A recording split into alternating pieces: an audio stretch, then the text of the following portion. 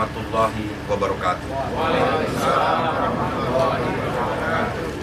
Saya Haji Hermanderu, Gubernur Sumatera Selatan, didampingi unsur Forkompinda.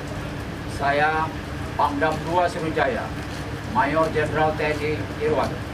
Saya Kapolda Sumatera Selatan, Irjen Pol Dr. Andes Zulkarnain Adi Negara.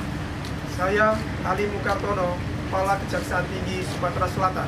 Saya Haji Sudarmaji, Ketua Pengadilan Tinggi Palembang. Dan dalam kesempatan ini, saya juga didampingi Ketua MUI Sumatera Selatan, tokoh agama kita. Saya Kiai Haji Abdul Mukhtar, Ketua Majelis Ulama Indonesia Provinsi Sumatera Selatan. Juga didampingi tokoh masyarakat Sumatera Selatan. Saya Haji Halim, tokoh masyarakat Sumatera Selatan.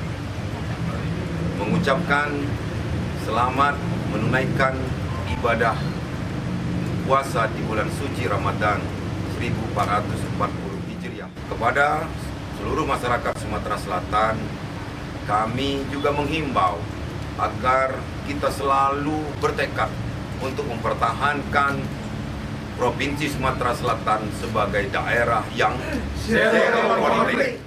Terima kasih. Wassalamualaikum warahmatullahi wabarakatuh. Waalaikumsalam.